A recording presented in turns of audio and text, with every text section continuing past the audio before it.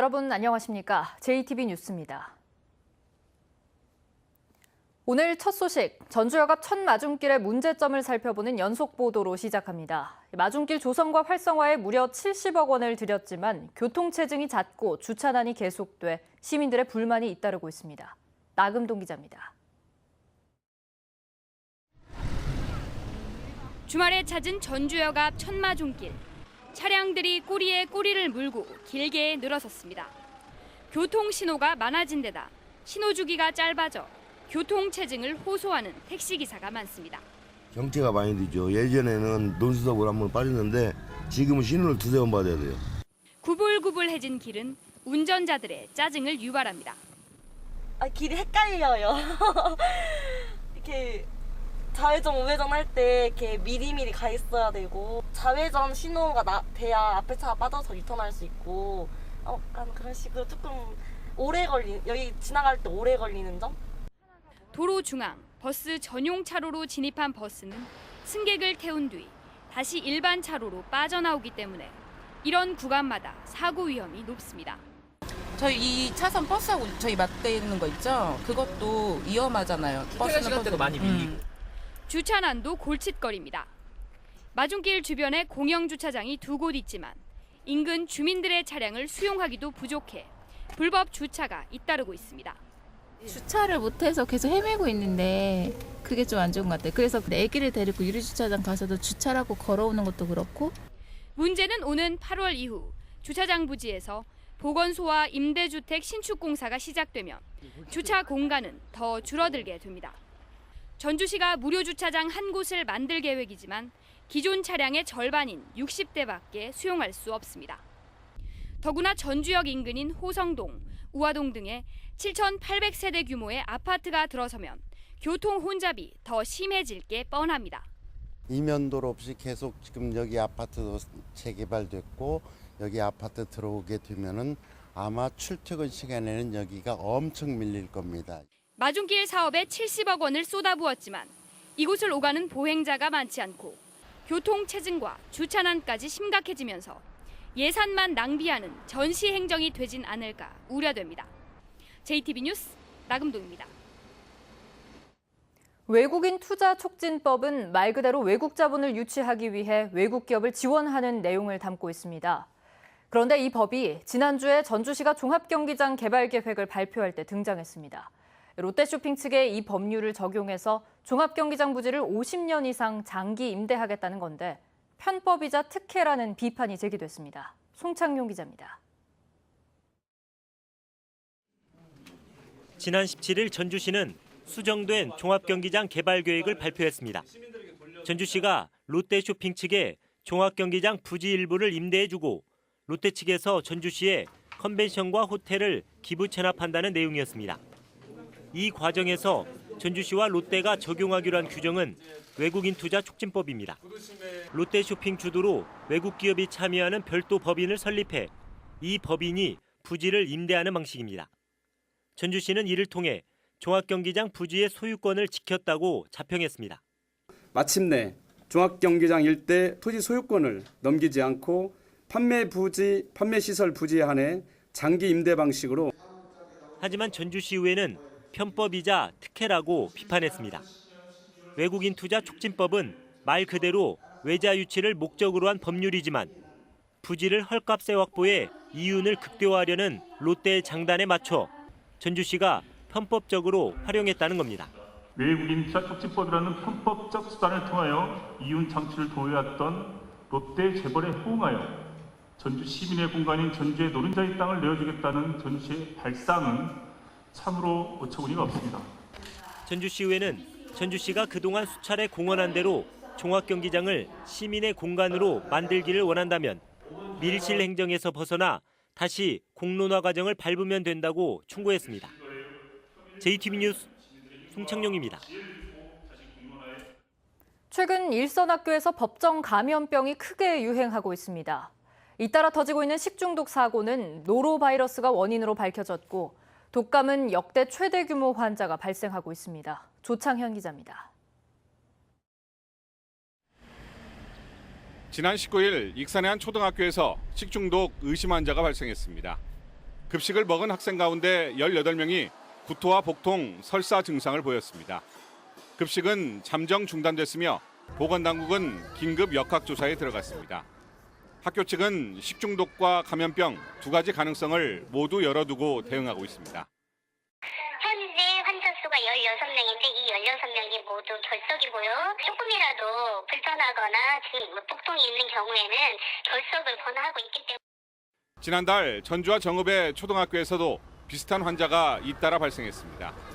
학교 측은 단순 식중독으로 판단하고 매뉴얼대로 처리했습니다.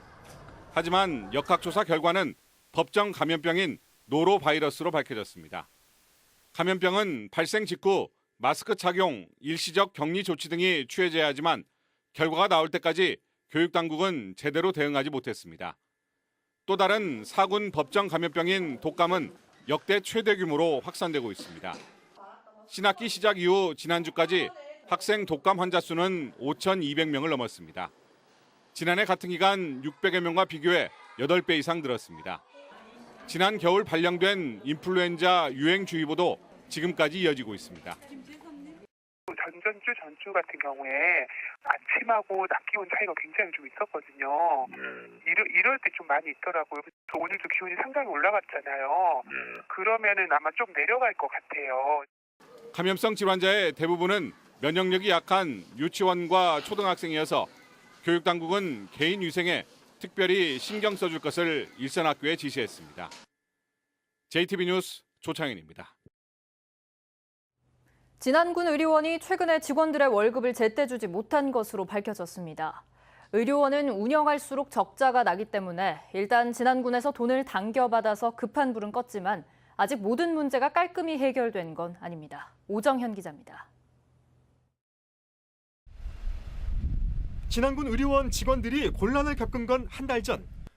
월급이 적게 들어와서입니다. 70%만 일단 들어가고 최대한 빨리 30% 지급해주겠다고. 어렵다고 하는데 어쩌겠어요. 잔고가 넉넉치 않아 벌어진 일입니다. 100% 정상 지급했어도 1억 원 정도 여유는 있었지만 이 정도 돈으론 당장 의료원을 꾸려가기 충분치 않다고 판단한 겁니다. 적자가 지금 이제 나는 형국이고 왜 그러냐면 인건비 대비 벌어들이는 돈이 조금씩 이제 줄어들다 보니까 지원해서 조금만 갖고 직원들한테 이제 협의하고. 결국 의료원은 하반기 출연금을 미리 당겨받아 코앞의 문제를 해결하고 최근 4월 급여를 정상 지급했습니다. 하지만 문제는 남았습니다. 임금과 관리 운영비 포함 진안군 의료원의 한 달 평균 지출은 7억 원. 하지만 수익은 4억 원 정도에 그치고 있습니다. 그만큼의 부족분을 출연금으로 메우는 구조인데 상반기 출연금 12억 원이 석 달 만에 바닥난 것처럼 미리 받은 하반기 출연금 10억 원도 머지않아 모자랄 게 뻔해서입니다. 9월이나 이제 10월 정도 접어 들으면서 수지 분석을 한번 해봐가지고 군 추경 때 한번 이제 요청을 한번 해볼 계획이죠. 부족한 돈은 다시 군에 손을 벌려야 할 상황. 공공의료의 적자 운영은 불가피하다는 게 공론이지만 비효율이나 투명성 부족에서 온 경영 악화는 아닌지 짚어볼 필요가 있어 보입니다. JTB 뉴스 오정현입니다. 전국에서 도입이 활발한 농민수당이 같은 시도에서마저 시군마다 지급액이 달라 논란이 일고 있습니다. 내년 도입을 앞둔 전라북도는 원칙적으로 시군 간 편차는 없도록 하겠다는 방침입니다. 권대성 기자입니다. 전남 해남군은 올해부터 농민수당을 주고 있습니다. 연 60만 원 지급할 계획인데 1년 이상 해남군 관내에 주소를 두고 직접 실경작한 농업인에게 지급이 됩니다. 그런데 전남에서는 시군마다 지급액이 들쭉날쭉해 논란도 일고 있습니다. 1년에 60만 원인 곳이 있는 반면 2배가 많은 120만 원을 주는 곳이 있습니다. 전라북도도 내년부터 14개 시군에서 이른바 농민 공익수당을 도입합니다. 하지만 지급액은 아직 결정하지 못했습니다. 그런데 고창군이 한 달에 농가당 5만 원, 1년에 60만 원을 지급하겠다는 안을 내놔 지급액 논의에 불을 지폈습니다. 전라북도는 기본적으로 시군 간 편차가 없도록 시군과 협의하겠다는 방침입니다. 도 전체적으로 또 시군이 함께 어떤 일정한 요건을 정하고 또 그 요건에 맞는 대상자에게 또 어떤 적정한 어떤 그 지원을 해 나가는 방법이 또 도나 시군의 모두에게도 더 좋다라고 생각이 듭니다. 전라북도는 이달 말까지 4개 권역별로 농민 등의 의견을 들은 뒤 오는 10월까지는 지급액 등을 확정할 계획입니다. JTB 뉴스 권대성입니다. 남원 교룡대로의 일부 구간이 오는 6월부터 개통됩니다. 부안군은 지난해보다 2억 원에 가까운 금액을 추가로 지원해 장학 사업을 확대 시행합니다. 주희인 기자입니다. 2017년 개설 사업을 시작한 도룡대로의 일부 구간이 오는 6월부터 개통됩니다. 한국국토정보공사부터 시청로 3가를 잇는 1.5km의 도룡대로는 오는 2020년 완공을 목표로 하고 있으며 남원시는 우선 신협 사거리부터 시청로 3가까지 0.6km를 부분적으로 개통해 통행 불편을 해소할 계획입니다. 남원 시가지와 북남원 IC를 이용하는 시민의 생활 편익을 돕고 교통흐름 개선을 통한 안전한 교통 환경을 조성해 나가겠습니다. 올해로 3년째를 맞는 완주군의 청년 인턴 지원 사업이 정부의 지원을 받아 확대 추진됩니다. 완주군은 지난해 8월 사업이 행정안전부의 사업 공모에 선정되면서 예산은 물론 취업 연계까지 이어지는 기반을 마련할 수 있게 됐다고 밝혔습니다. 부안군 근농인재육성재단이 지역 학생들을 위해 지난해 9억 원이던 장학금을 올해는 10억 9천여만 원으로 대폭 늘리기로 했습니다. 내일까지 부안군에 3년 이상 거주한 학생들을 대상으로 신청을 받아 오는 6월 장학금을 지급할 예정입니다. 교육 때문에 인근 도시로 떠나는 젊은 사람들의 유출을 막고 우수 인재 발굴 육성을 통해 부안의 미래를 준비하고 꿈이 있는 교육복지 실현에 앞장서 나아가겠습니다. 순창군이 공공시설뿐만 아니라 민간시설까지 문화공간으로 활용할 계획입니다. 오는 26일까지 문화시설 운영자들의 접수를 받아 선정된 시설에는 최대 5천만 원을 지원합니다. JTB 뉴스 주예인입니다. 전북환경운동연합이 어제 성명서를 통해 전주 종합경기장 개발 계획의 재수립을 촉구했습니다. 환경운동연합은 지난 17일 전주시가 밝힌 종합경기장 개발 계획이 2012년 개발 방식과 별반 다를 게 없다며 유통재벌 롯데의 영업 확장으로 지역상권 몰락과 도시 난개발이 우려된다고 밝혔습니다. 따라서 공론화 과정을 거쳐 개발 원칙과 가이드라인을 마련하고 개발 방향을 다시 세워야 한다고 주장했습니다. 오는 2022년 전주 혁신도시의 24학급 규모의 가칭 혁신 2중학교가 개교합니다. 교육부 중앙투자심사위원회는 전주 혁신도시에 2개 중학교가 있지만 학생 수가 많아 추가 학교 설립이 필요하다는 주민 의견을 받아들여 24학급 규모의 혁신 2중학교 신설을 확정했다고 밝혔습니다. 반면 전주 에코시티의 설립을 요구한 가칭 봉암중학교는 주변 아파트 분양이 확정되지 않아 설립 시기 조정이 필요하다며 받아들여지지 않았습니다. 전북연구원이 분석한 결과 지난 2017년을 기준으로 지역소득의 7.6%인 3조 7천억 원이 다른 지역으로 빠져나간 것으로 나타났습니다.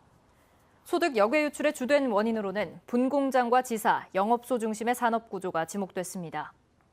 전북연구원은 소득의 역외 유출 금액 비율이 다른 시도에 비해 높은 편은 아니지만 전북의 1인당 소득액이 낮기 때문에 역외 유출을 줄이는 노력이 필요하다고 주장했습니다.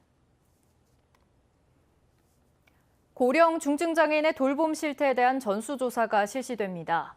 전라북도는 중증장애인이 만 65세가 되면 활동 지원 시간이 한 달 평균 90시간에서 60시간으로 줄면서 불편을 겪는다는 지적에 따라 이달 말까지 실태를 조사해 대응 방안을 마련하기로 했습니다.